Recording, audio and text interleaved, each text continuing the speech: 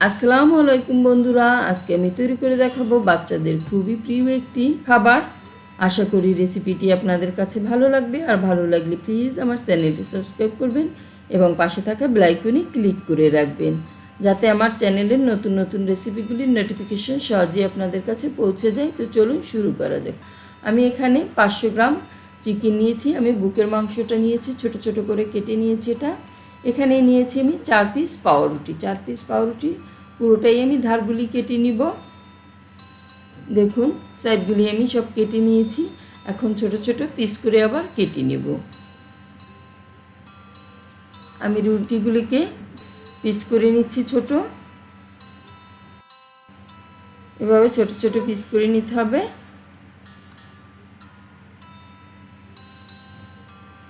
এখন আমি 4-এর 1 কাপ দুধ দিয়ে রুটিগুলিকে একটু ভিজিয়ে দিচ্ছি, যাতে এটা সফট হয়।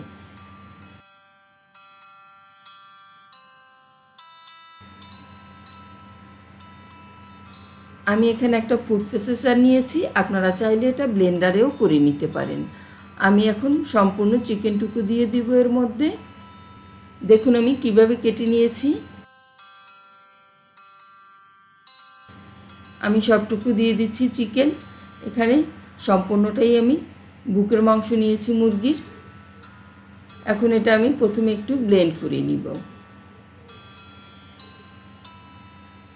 কিমা করা হয়ে গেছে আমার। দেখুন, এর মধ্যে আমি বাকি উপকরণগুলো মিশিয়ে আবারও আমি ভালোভাবে ব্লেন্ড করে নিব। দেখুন কেমন হয়েছে।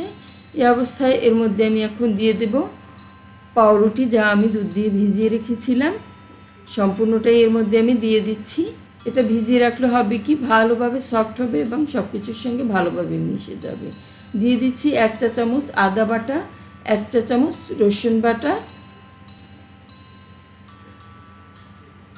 1 টেবিল চামচ সয়া সস, লবণ স্বাদ মতো, কালো গোলমরিচের গুঁড়ো দিয়ে দিচ্ছি 4-এর 1 চা চামচ, লাল মরিচের গুঁড়া 1 চা চামচ, ঝালটা আপনারা আপনাদের পছন্দ মতো দিয়ে দিবেন, চিনি 1 চা চামচ, আরও দিয়ে দিচ্ছি 1 টেবিল চামচ পেঁয়াজ কুচি, টমেটো সস 1 টেবিল চামচ, দিয়ে দিচ্ছি লেবুর রস 1 টেবিল চামচ, তেল দিয়ে দিচ্ছি 1 টেবিল চামচ, দিয়ে দিচ্ছি কর্নফ্লাওয়ার 3 টেবিল চামচ। এখন আমি ভালোভাবে সব কিছু মিহিভাবে কিমা করে নিব। একদমই যেন সব কিছু মিক্স হয়ে যায় এবং ভালোভাবে ব্লেন্ড হয়। এখানে আমি তেলটা দিয়ে দিয়েছি, কারণ আমি বুকের মাংস নিয়েছি, এতে কোনো ফ্যাট নেই, তাই এর মশলাটা ধরে রাখার জন্য তেলটা কাজ করবে। আর কর্নফ্লাওয়ারটা এর বাইন্ডিংটা হবে। দেখুন এটা কেমন হয়েছে। আমি একটু দেখিয়ে দিচ্ছি। একদম মিহি একটা পেস্ট হয়ে গেল। এখন আমি চিকেন নাগেটসের শেপ দিয়ে নিব। আমি একটা পরিষ্কার জায়গায় তেল মাখিয়ে নিচ্ছি, তাহলে হবে কি এটা ভালোভাবে উঠে আসবে। আমি এটাকে ভালোভাবে একটা বলের মতো করে একটু বেলে নিব, যাতে সব সাইডই এটা একটা রুটির মতো, একটু মোটা রুটির মতো করে নিব। তারপরে এটা কেটে নিব। আমি প্রথমে হাত দিয়ে চেপে চেপে নিচ্ছি, আর ধারগুলিও হাত দিয়ে চেপে চেপে দিতে হবে, একটু ফেটে ফেটে গেলে তখন। এখন আমি একটু হাতে তেল মাখিয়ে নিচ্ছি, আর বেলুনিতেও একটু তেল মাখিয়ে নিচ্ছি, যাতে এটা একদম প্লেন হয় এবং দেখতেও ভালো লাগে।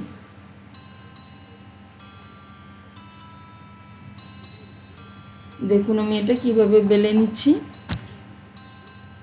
এখন আমি চাকু দিয়ে অসমান ধারগুলি কেটে নিব। এগুলি দিয়ে আমি আবার পরে নাগেটস করে নিব। এগুলি সরিয়ে এখন আমি নাগেটসের শেপ দিয়ে নিব। আপনারা চাইলে কুকি কাটার দিয়েও এটা কেটে নিতে পারেন। আমি এভাবে করে কেটে নিচ্ছি। দেখুন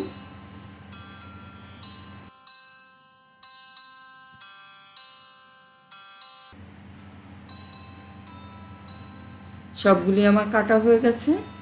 এখন আমি তুলে দেখিয়ে দিব। দেখুন আমি একটু তুলে নিচ্ছি, এটা কেমন মোটা রেখেছি তাও দেখিয়ে দিচ্ছি একটু।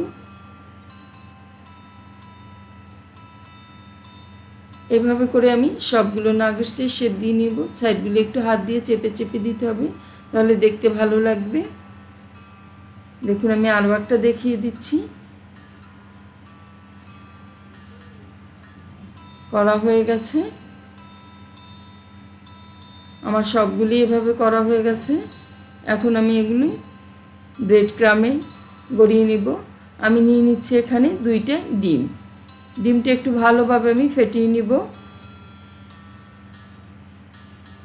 ডিম দেওয়া হয়ে গেছে, এখন আমি একটা কাঁটার চামচ দিয়ে ভালোভাবে ডিমটা ফেটিয়ে নিচ্ছি, যাতে সাদা অংশ এবং কুসুম ভালোভাবে মিশে। দেখুন এটা মেশানো হয়ে গেছে। আমি এখানে নিয়েছি কিছু অরেঞ্জ ব্রেড ক্রাম।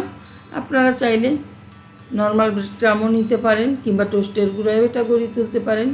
আমি একটা চামচ দিয়ে এটা দেখুন ডিমে গড়িয়ে নিচ্ছি, তাহলে হবে কি হাতে লাগবে না, ব্রেড ক্রামটা ভালোভাবে মাখানো যাবে। আর ডিম হাতে লাগলে হয় কি ব্রেড ক্রামটা হাতে লেগে যায় এবং ভালোভাবে মাখানো যায় না, অনেকটা ব্রেড ক্রামই নষ্ট হয়। দেখুন আমি এটা ভালোভাবে মাখিয়ে নিচ্ছি। আমার একটা তৈরি করা হয়ে গেছে। এভাবে আমি সবগুলো করে নিয়েছি এবং ফ্রিজে 30 মিনিটের মতো রেখে দিব। এখন আমি ফ্রিজ থেকে বের করে নিয়েছি, দেখুন একটা সংরক্ষণের বক্সে আমি রেখে দিয়েছি। এভাবে আপনারা চাইলে 2-3 মাসও চিকেন নাগেটসগুলো সংরক্ষণ করে রেখে দিতে পারেন ডিপ ফ্রিজে। এখন আমি কিছু ভেজে দেখাচ্ছি আপনাদেরকে।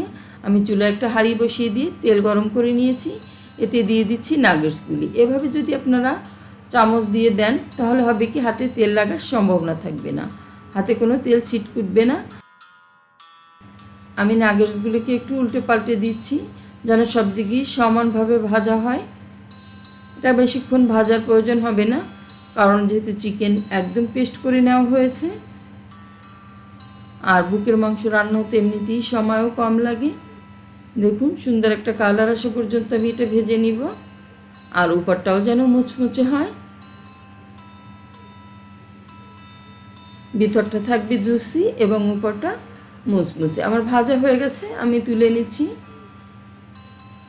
দেখুন এভাবে আমি সবগুলি নাগেটসই ভেজে নিয়েছি। আমি টমেটো সসের সঙ্গে এটা সার্ভ করে দিয়েছি। আমি একটা কেটে দেখিয়ে দিচ্ছি এটার ভিতরটা কেমন হয়েছে, কতটা সফট আছে।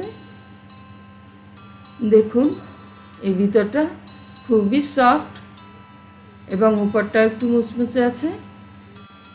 তো বন্ধুরা, তৈরি হয়ে গেল চিকেন নাগেটস। এটা বাচ্চাদের টিফিনে কিংবা বিকেলের নাস্তায় আমরা খেতে পারি। আশা করি রেসিপিটি আপনাদের কাছে ভালো লেগেছে, আর ভালো লাগলে প্লিজ আমার চ্যানেলটি সাবস্ক্রাইব করবেন, এবং যারা সাবস্ক্রাইব করে দিয়েছেন তাদেরকে অসংখ্য ধন্যবাদ।